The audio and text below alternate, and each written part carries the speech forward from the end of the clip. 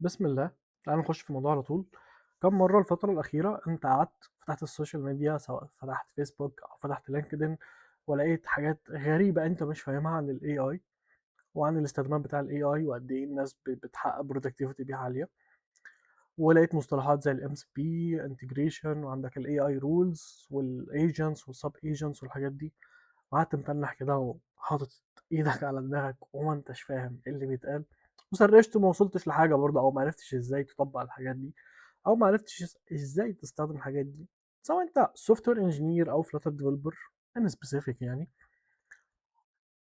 ان شاء الله النهارده او الكورس اللي احنا المفروض هنعمله ببلش قريب هيحل المشكله دي.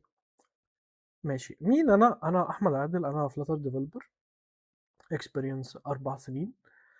فإن شاء الله النهاردة أو خلال الكورس عموما هنتكلم عن شوية توبكس لذيذة وحلوة. النهاردة هوريك ايه التوبكس اللي احنا هنتكلم عنها، برضو تكون أوير بالحاجة اللي انت ناوي ان انت تشترك فيها. تمام، تعالى كده أوريك التوبكس. بس قبل ما أوريك التوبكس أنا عايزين نتكلم كده مع بعض. الكورس ده لمين؟ أنا الكورس ده مش يا باشا داخل أشرح فلاتر، لا، الكورس ده مبدئيا مش داخل أشرح فلاتر. أنا الكورس ده داخل أعرفك ازاي تحقق المفاهيم اللي موجودة اللي احنا لسه قايلين عنها من شوية وهنتكلم عنها دلوقتي بشكل مفصل في شغلك. تمام، وازاي تحقق منها اعلى برودكتيفيتي ممكنة. جميل. ماشي، الكورس ده مش موجه للفلاتر ديفلوبرز بس. انا فلاتر ديفلوبر بس الكورس مش موجه لفلاتر ديفلوبرز بس، لا، هو موجه لاي سوفت وير انجينير. في سيكشنز كتيرة جدا هتكون موجهة ان جنرال لاي حد، بس التطبيق العملي للامانه هيكون على فلاتر لان ده المين ستاك بتاعي او المين فريم ورك بتاعي، فالتطبيق هيكون على فلاتر.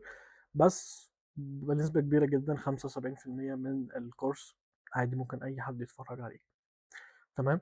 تمام، تعالى دلوقتي نتكلم عن ايه الحاجات اللي انا ناوي اشرحها ان شاء الله. تعالى كده، الحاجات دي واخدها سكرين شوتس من شويه فايلات انا كنت عاملها، عامل زي بلان كده للفيديوز.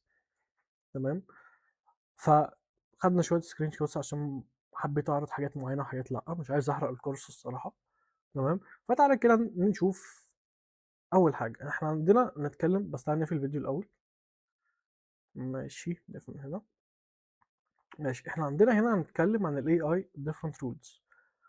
ماشي، ايه الفرق بين الشات اسيستنت وعندك الكود اسيستنت؟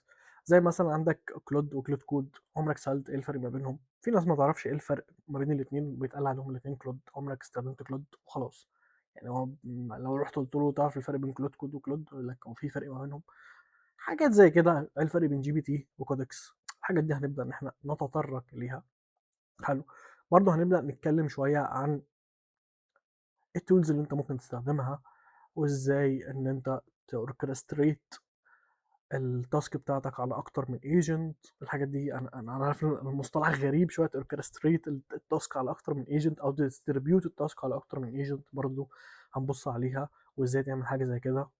تمام، ايه الفرق بين الفاست موديل والموديل العادي، وكمان هنبص ايه الفرق في الاستهلاك بتاع التوكنز. تمام، ويعني ايه ريزونينج موديل، ايه احسن ريزونينج انا ممكن ان انا استخدمه، واستخدمه امتى، واستخدمه ازاي. تمام، ده كده بالنسبه للاي اي different tools. بعد كده هنخش بقى في السيت اب بتاع الانفايرمنت بتاعتنا. تمام، هنبص على الاديتور اللي احنا هنستخدمه. عادة احنا ممكن نستخدم كرسور، هو موجود عندي مفتوح دلوقتي، هوريك فيه كام حاجة. هنبص على كرسور. تمام، وهنسيت اب الدنيا فيه، وهنبدأ ان احنا نعمل الدوكيومنتيشن بتاع البروجكت بتاعنا، زي فايل ريدمي لذيذة حلوة محترمة كده، عشان نبدأ ان احنا نشتغل عليها زي مايل ستونز كده.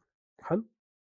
حلو، واحنا بنسيت اب، معلش نرجع هنا، واحنا بنسيت اب الاي اي انفايرمنت بتاعتنا، هنبدا ان احنا نتكلم عن شويه حاجات زي، تعالى كده، زي كرسر مثلا. هناخد لفه في كرسر شويه. عندك اوبن كود، انا هنا مشترك في الجو بلان. عندك بص ريحه الفقر بخلص الكوتا. تمام، انا هنا كنت بتست معاك البرومت بس. هنا في اوبن كود، هنا في ده اوبن كود برضو بس اوبن كود اكستنشن كده. حلو. في كيلو كود هنبص على المودلز الفري اللي بتكون موجوده. هو ايه ده؟ والله ما اعرف تقريبا كنت سأل نفس السؤال. ماشي، ده الموديل ده فري. في شويه موديلز فري هنبص عليها، كل موديل معمول ستار دي فري، انا ما بدفعش فيها دولار واحد. تمام. هنبص برضو على كودكس، هناخد لفه فيه حلوه. انا حاليا كاحمد مشترك بالمناسبه في اوبن كود وفي كودكس وكرسر، زي ما انت شايف الاشتراك بتاعه اصلا بيشطب وهيخلص بعد يومين، فمكبر دماغي منه.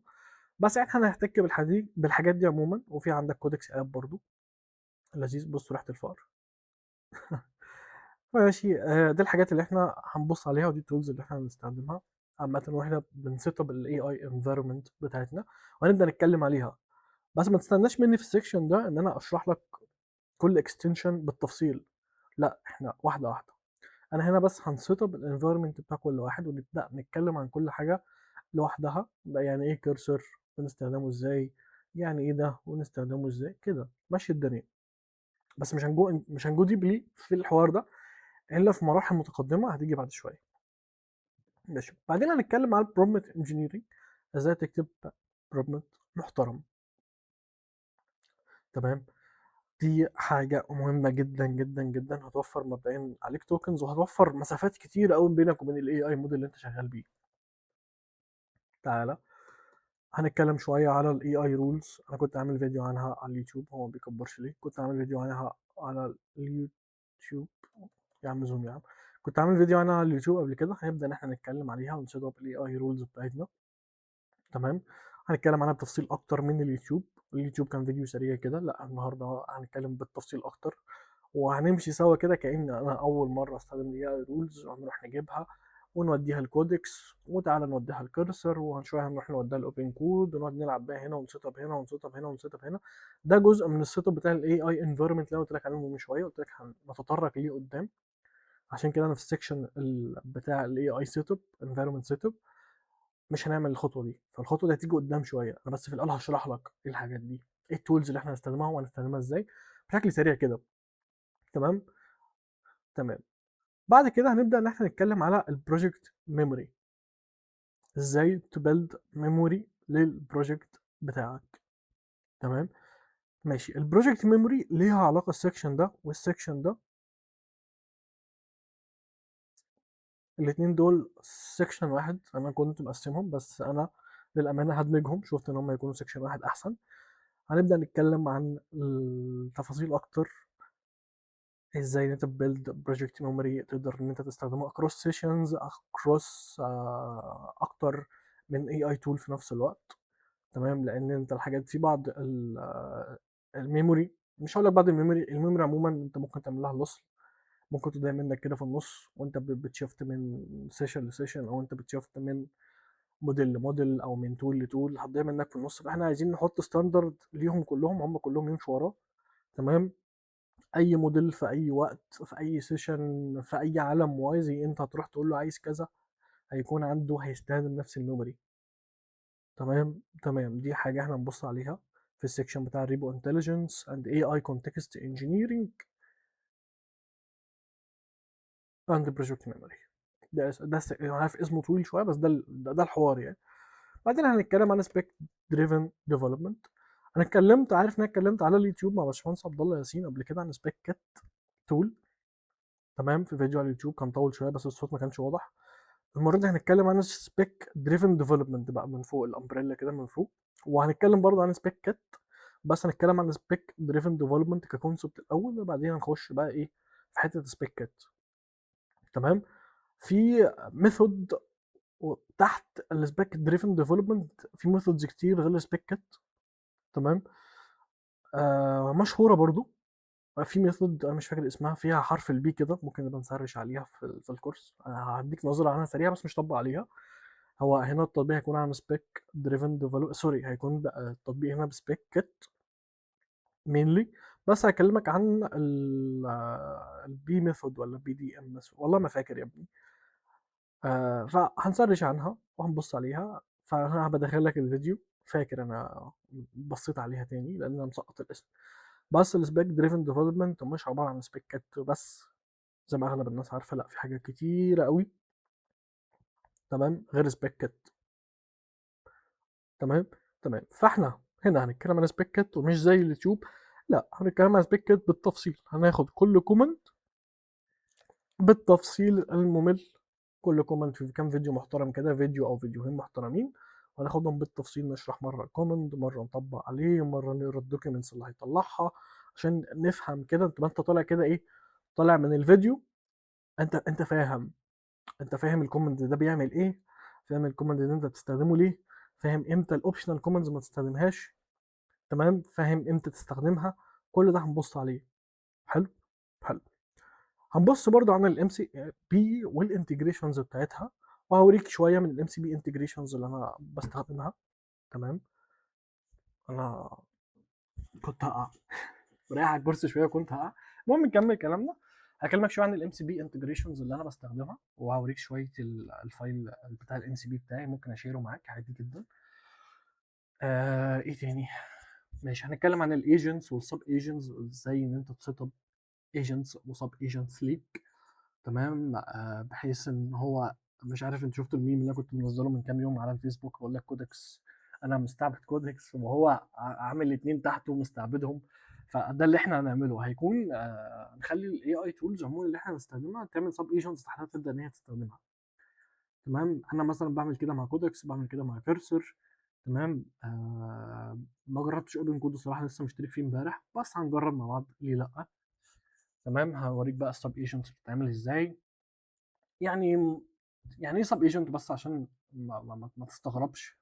ماشي، انت السب ايجنت انت ممكن تعمل حاجات تكون متخصصه في حاجات معينه. يعني انا في ايجنت مثلا بيعمل سكيورتي ريفيو، في ايجنت مثلا بيعمل performance ريفيو، في ايجنت مثلا بيعمل اب ستور اوبتمايزيشن. الداتا اللي انت هتحطها على الاب ستور دي مهمه على فكره، في حوار، عارف انت حوار الاي تي اس بتاع الويب، سوري الاي تي اس ايه، الاس اي او بتاع الويب. في حاجه زي كده، نظام قريب من النظام ده لابل، وانت بترفع الابلكيشن بتاعك على ابل او على جوجل. ففي انا عامل سب ايجنت بيعمل الموضوع ده. تمام. ويبدا ان هو يرتب لك الداتا اللي هتحط، بدل ما تروح ترن على العميل قالوا انا هحط داتا ايه هنا، وهو العميل ما هوش تكنيكال وما هوش فاهم هو بيعمل ايه. تمام. ومفيش تيم ماركتنج، فانت تخش العميل يكتب اي كلمتين من وحي خياله من اي جي بي تي مثلا، وانت تاخدهم كوبي بيست او انت تالف وتحط. لا، احنا هنعمل سب ايجنت يقرا البروجكت، يفهم الكونتكست، يفهم الدوكيومنتس اللي احنا عاملينها، يفهم الريدمي، يفهم البروجكت ميموري، يفهم الفيتشرز اللي عندنا، ويبدا ان هو يدي اوبتمايزيشن محترم للبروجكت بتاعنا. قيس بقى ده على سب ايجنتس، اي سب ايجنتس ممكن تتخيلها ممكن تلاقيني اعملها يعني. ممكن تلاقيني اعمل سب ايجنت اي يعمل قهوه، عيش يا باشا. برضو الحاجات اللي احنا هنتكلم عنها، الديباجنج ويز اي اي. تمام. هنبص عليها باكتر من اي اي تول. طبعا الحاجات دي كلها يا رجاله احنا هنتكلم عنها، في بعض الحاجات هتلاقي لها سيكشن لوحدها، وفي بعض الحاجات هتلاقيها وسط الكلام، في بعض الحاجات هتلاقيها وسط الكلام. فانت لما تيجي تفتح كورس يوديمي وما تلاقيش ديباجنج ويز اي اي سيكشن، تقول يا عم ده احمد ضحك عليا. لا، في حاجات هتلاقيها وسط الكلام. اصلا مش راح اعمل سيكشن كامل عن ديباجنج ويز اي اي، ما ديباج هروح اخلق مشكله وديباج بيها. لا، احنا وسط الكورس هنشوف مشاكل وهنطبق الديباجنج ويز اي اي كونسبت. تمام. عندك الريفاكتورنج سيستمز نفس الحوار، انا مش راح اعمل كورس او هعمل سيكشن ازاي تريفاكتور، لا، ده وسط الكلام عن ريفاكتور. عندك اي اي تيستنج نفس الحوار، ممكن تلاقيني كده في النص شغال تي دي دي، تيست دريفن ديفلوبمنت. انا عامل سب ايجنت بيعمل الحوار ده، وعامل سكيل كودكس بتعمل الحوار ده. تمام. دي اتكلمنا عنها. طبعا انا هكلمك على الديفلوبمنت ستاك بتاعي اللي انا بستخدمه دايلي. انا بعمل ايه دايلي، ايه التولز اللي انا بستخدمها ازاي.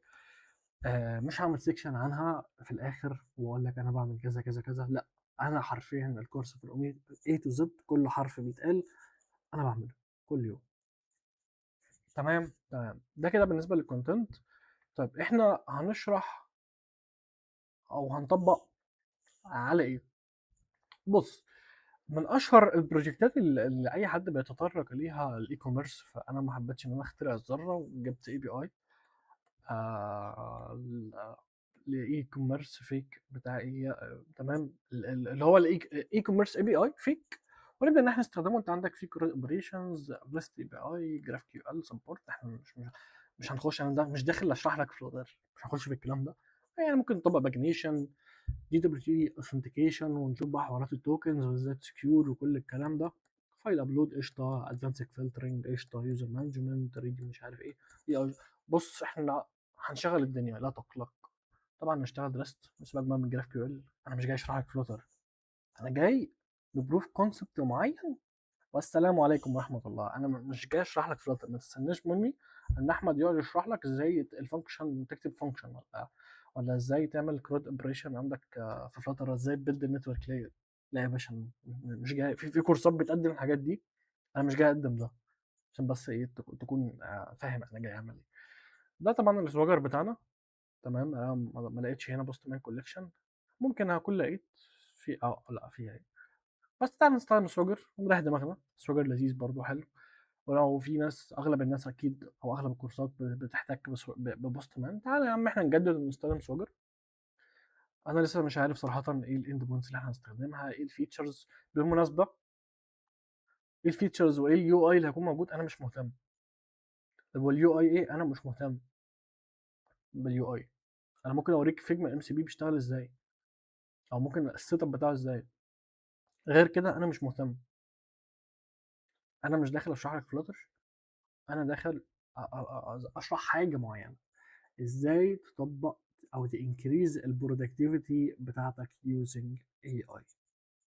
بس انا مش داخل اشرح لك فلاتر. عشان كده قلت لك ان 75% من السكشنز الموجوده او الكونتنت الموجود ينفع مع اي حد. انا مش داخل اشرح فلاتر. تمام. تمام. الكورس زي ما احنا قلنا هينزل امتى؟ خلال شهر. انا عارف ان انا بقول من اسبوعين، خلال شهر. بس في بعض الظروف اللي الانسان بيمر بيها بتاخره. يعني عشان ما اضحكش عليك، في بعض الظروف بتاخره. تمام. انا قررت ان انا اعمل الفيديو ده عشان في اكتر من حد سالني على الكونتنت ان ديتيلز. الكورس هينزل امتى؟ الكورس هينفعني؟ كورس مش هينفعني؟ طب انا هشرح ايه بالظبط؟ فانا قلت اعمل فيديو واعمل له ببلش، وده ان شاء الله باذن الله تعالى هينزل على اليوتيوب النهارده يوم 28. ممكن انزله النهارده يعني برضه يوم 28. وممكن انا بحطه اول فيديو في يوديمي. انا لسه مش اكسبرت في يوديمي الصراحه، ما اعرفش. حتى البرايسنج اللي انا حطيته مش عارف هيمشي مع البوليسز بتاعت يوديمي ولا لا. تمام. ولو عرفت احط الفيديو ده في اول فيديو في يوديمي، ويكون ان هو معمول له انلوك، اي حد يقدر يشوفه قبل ما يسبسكرايب الكورس، هعمل كده برضو. بحيث ان اللي يخش يبقى قبل ما يدفع يبقى فاهم هو داخل على ايه. بس عشان الامور تكون واضحه. وبالتوفيق ان شاء الله يا رجاله. مع السلامه. نقفل منين؟ نقفل